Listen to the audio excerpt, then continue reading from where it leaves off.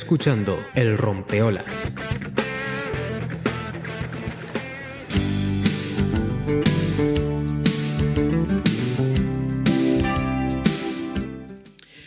Bueno, pues seguimos caminando en el camino, en el sendero de la onda radiofónica.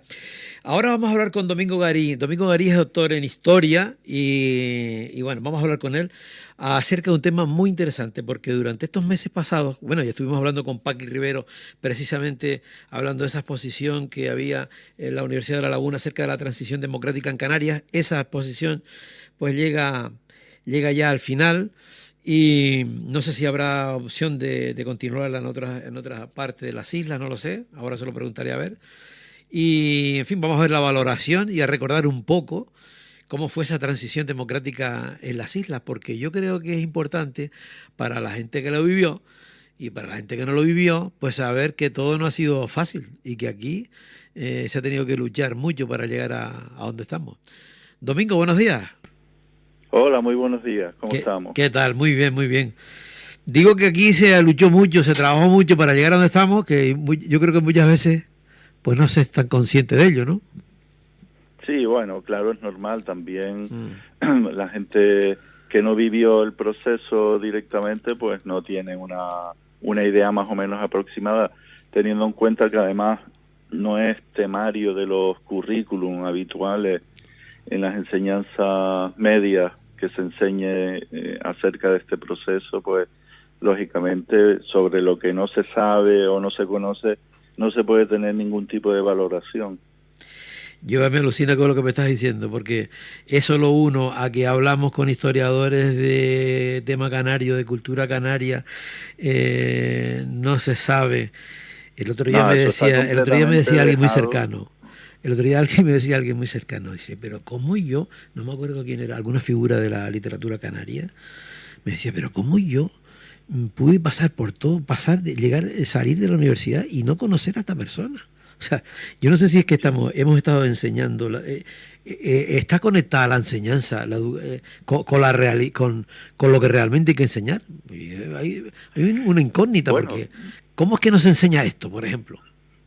Es que es un poco incomprensible teniendo en cuenta que tenemos un gobierno autónomo que tiene competencias educativas desde hace 40 años más o menos, ¿no? Desde el año 82, 83 en que se inaugura la autonomía, luego hay un traspaso de competencias en distintas ramas de la administración y una de ellas es la educativa.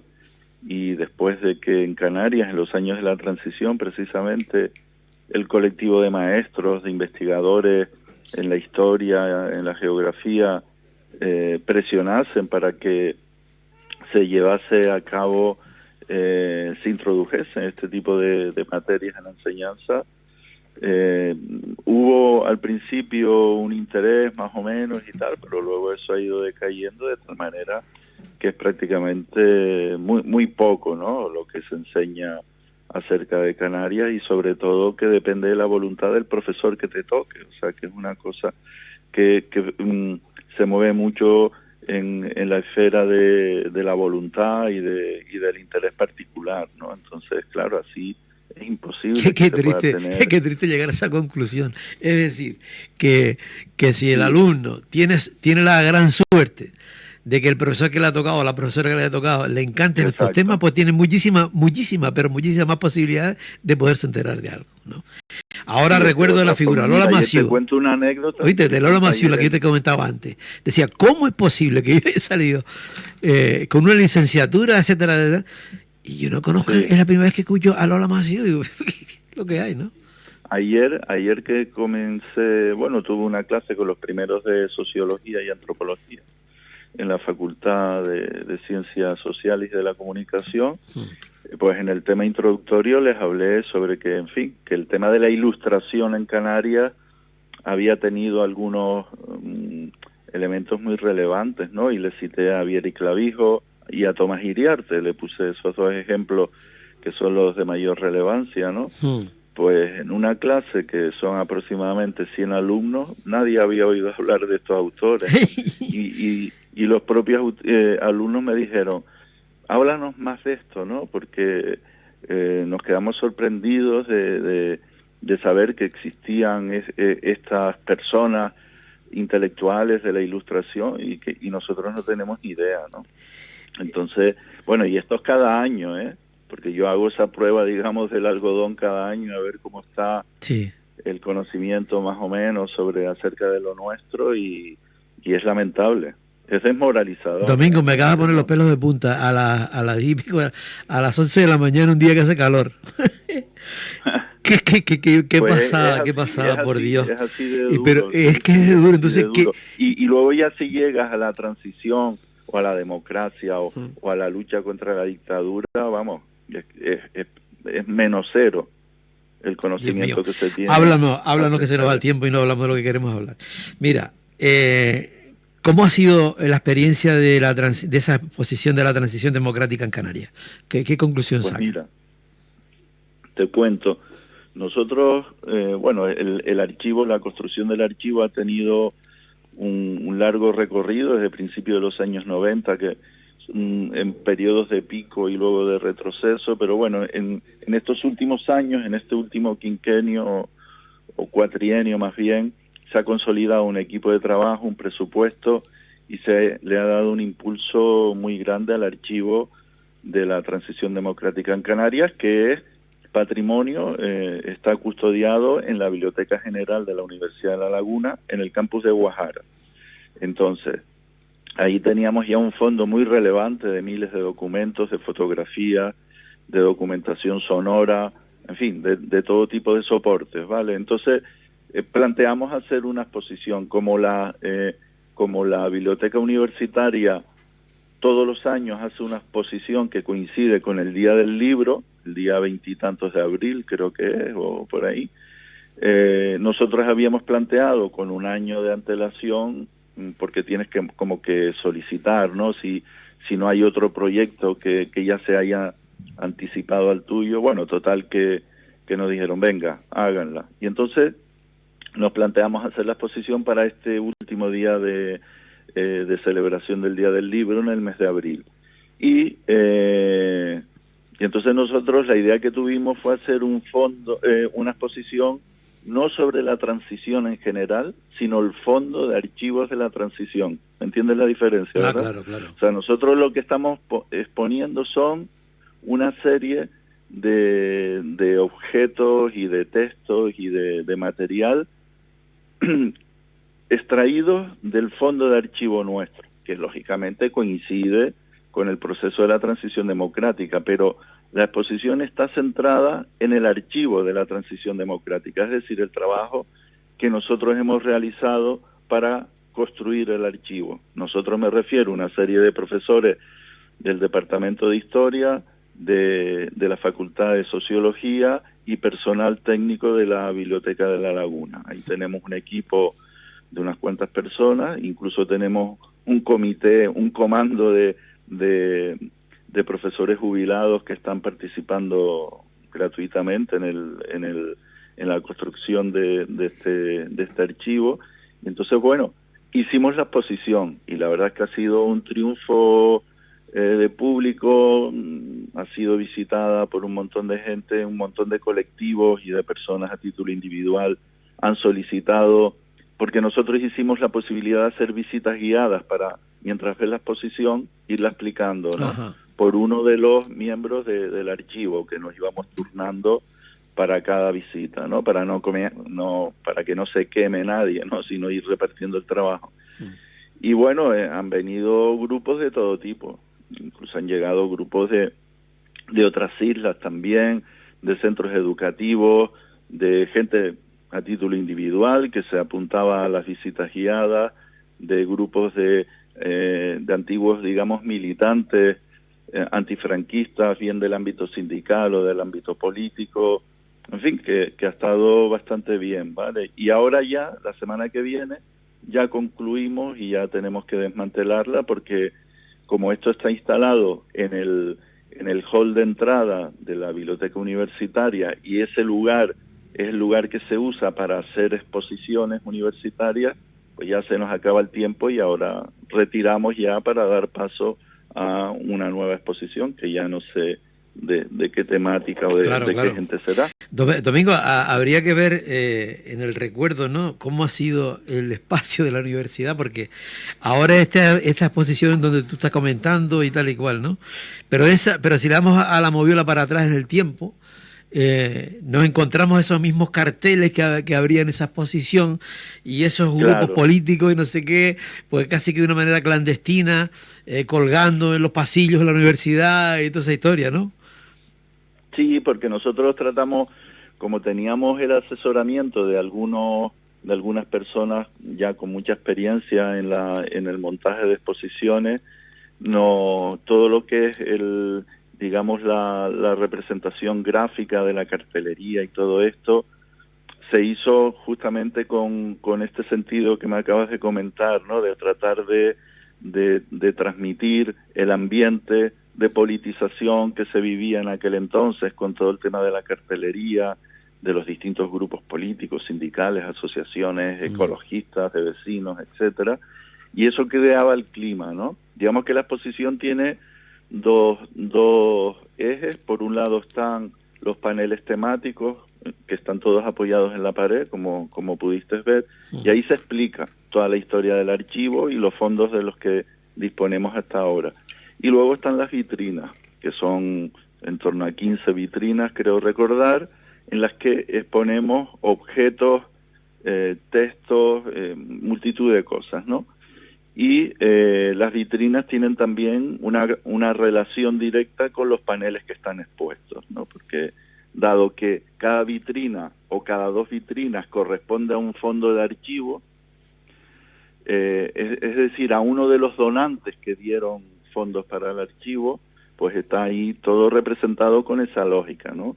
Y luego qué podríamos encontrar, de forma periférica, de forma periférica pusimos objetos curiosos de aquella época, la famosa vietnamita, que era una imprenta muy rudimentaria que utilizaban los grupos clandestinos para editar los panfletos. Luego otro tipo de imprentas más modernas, la transición de las máquinas de escribir, desde la antigua máquina de escribir a las máquinas eléctricas, todo lo que tenía que ver con la composición de la propaganda política de grupos que estaban en la clandestinidad y que no podían acceder a elaborar y editar sus documentos en condiciones legales, ¿no? Sino tenía que hacerse todo de forma con cuidado y escondidos. Claro. Recuerdo ver ahora, y todo por eso ejemplo, es lo que tratamos de exponer con las imágenes en bucle que ponemos de algunos conflictos muy potentes que hubo, etcétera, ¿no? Bueno, yo creo que está bastante bien representado el fondo. Por supuesto, el fondo de archivo de la universidad está muy bien representado, y paralelamente yo creo que hay una recreación del ambiente de la transición que también está, creo que, bastante logrado. Mira, Domingo, háblame de dos visiones. Una, la del viejo militante político y tal, y sindicalista que va y recuerda quizás hasta verse él allí en la foto, en la cartelería, y la visión de alguien de algún de centros educativos, o alguien que no ha visto aquello, y de repente les estás explicando esa historia. Háblame de las dos visiones, que supongo que tendrá esa visión, ¿no?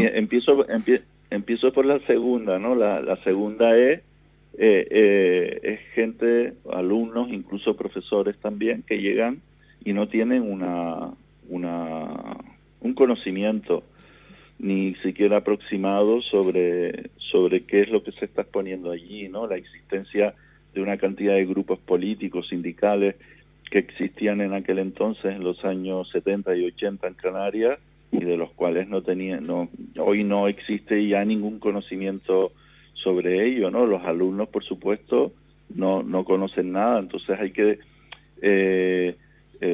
pararse más detenidamente en cada paso, en cada segmento de la exposición, para explicar más en profundidad de qué se está hablando, ¿no? Y también, pues bueno, ahí surge la posibilidad de la intercomunicación. La alumna te pregunta por un detalle, por una curiosidad que tiene, por la existencia de un partido, por lo que sea, y entonces, bueno, eso te da pie a solventar su curiosidad y también a lo mejor a retomar una explicación que tú ya estabas dando por hecha, que eso se conocía, pero resultaba que no.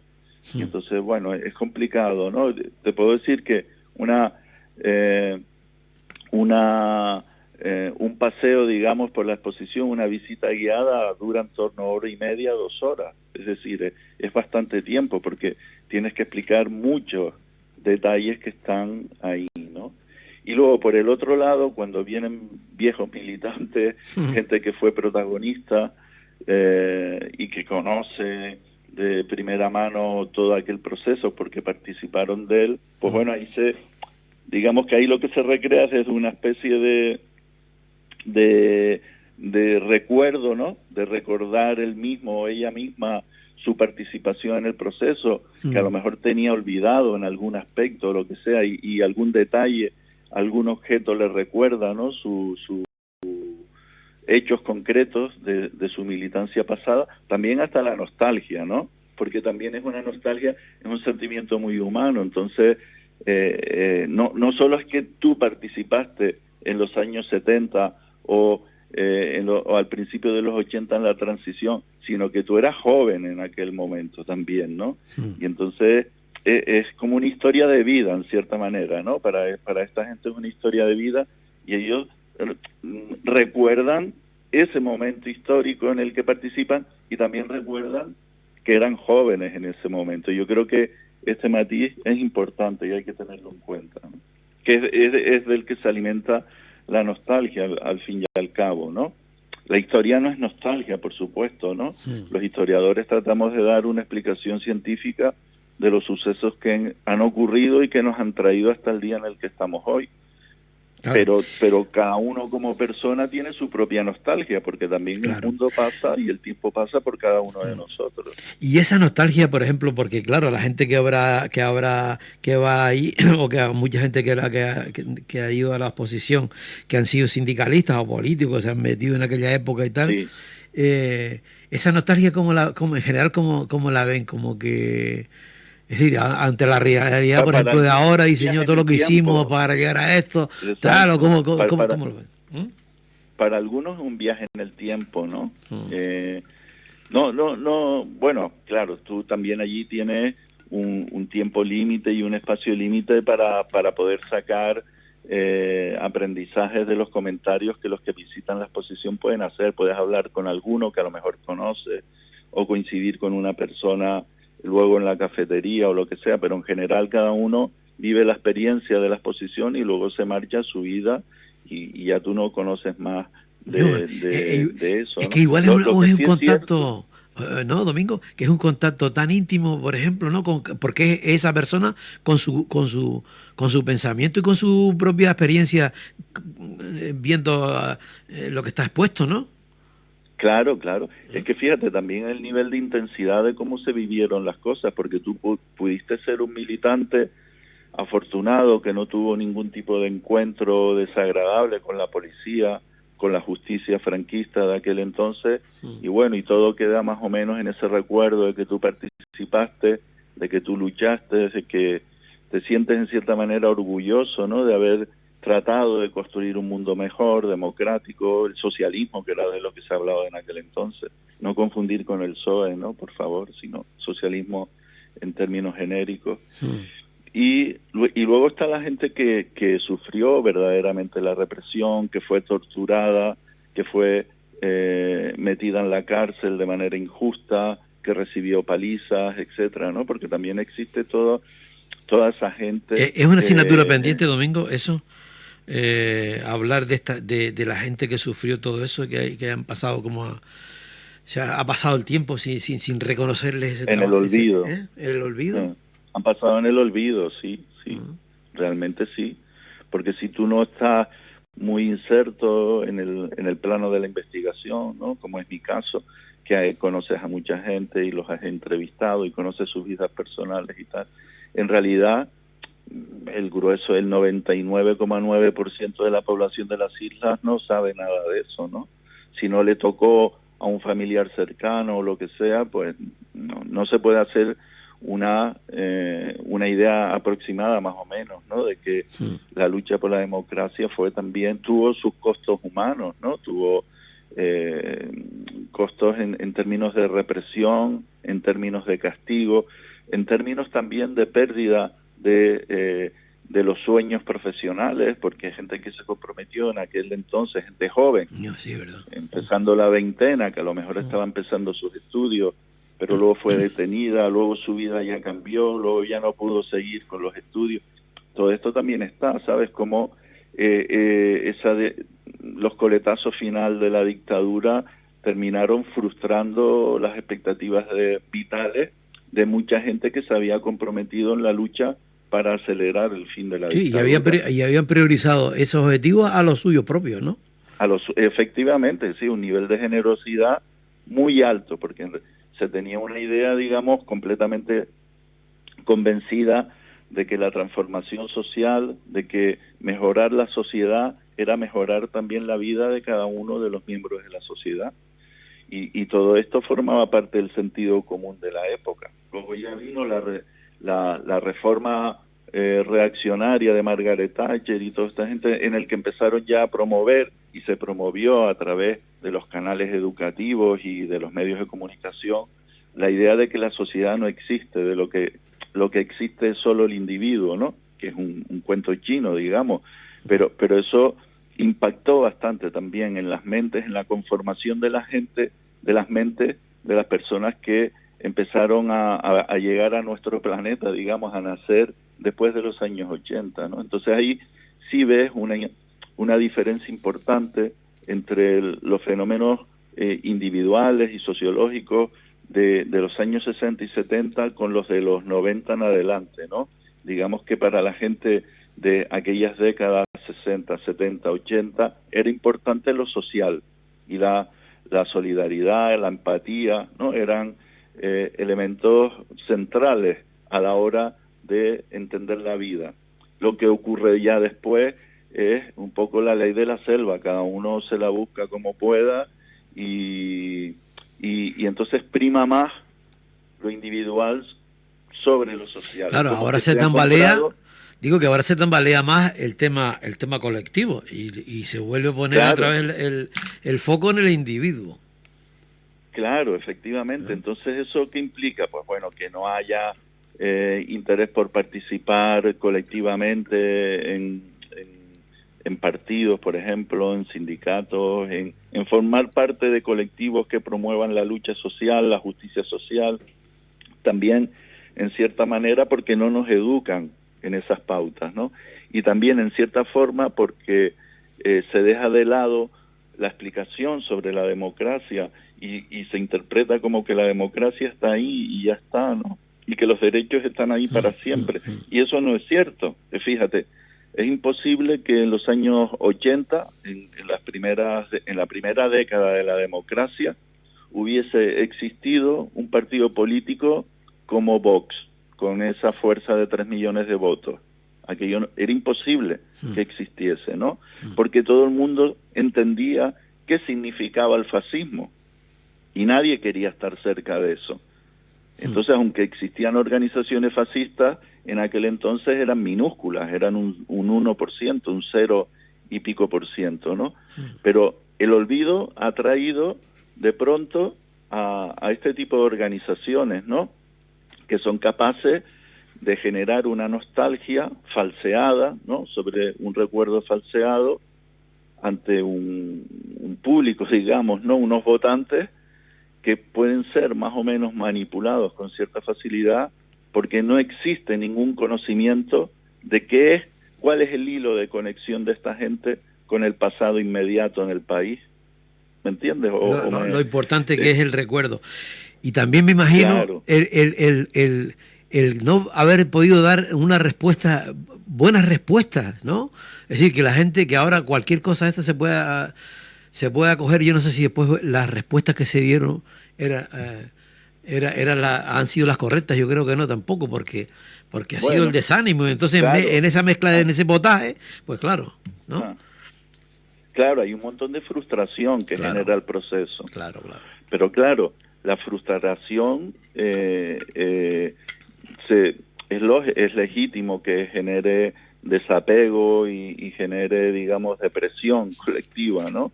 Pero claro, la respuesta no puede ser buscar la solución en fórmulas que están caducadas, en fórmulas, digamos, del siglo XIX, como representa esta gente. ¿Qué es lo que ocurre desde mi punto de vista, ¿no? Por volver un poco al inicio de esta conversación que estamos teniendo, que si todo eso se abordase convenientemente y científicamente en los sistemas curriculares en los que se forma el grueso de la población, es decir, en las enseñanzas secundarias, no quiero decir que no pudiese suceder esto, ¿no? Pero bueno, por lo menos la gente tendría un nivel de información más a fondo para poder valorar de dónde venimos y a dónde queremos ir. Total. Te digo que esto no garantiza el triunfo de digamos, de un pensamiento democrático y antifascista y tal, porque mira, en Francia se hacía esto que en España no se ha hecho, y mira la fortaleza que tiene la extrema derecha. Sí, no, bueno, es un tema mundial, es un tema mundial, ¿no? Exacto. Que no es fácil tampoco abordarlo así, decir, bueno, pues si les enseñamos a los pibes todo esto, ya está solucionado. No, hay más cosas también, sí, ¿no? Pero es que ni siquiera lo hemos intentado, ese es el tema. ¿Sabes qué? Si lo hubiéramos es que no lo hemos intentado tampoco, entonces... Ese es el tema. Domingo. Entonces en Canarias tenemos un déficit en relación a esa... Total. Bueno, Domingo, se nos fue el tiempo. Gracias por haber estado con nosotros en el Rompeolas. Otro día te llamo y seguimos hablando de estas cositas, ¿vale? Venga, vale, un abrazo. Un abrazo, chao, gracias. Bueno, pues nada, nos vamos con Paul Young.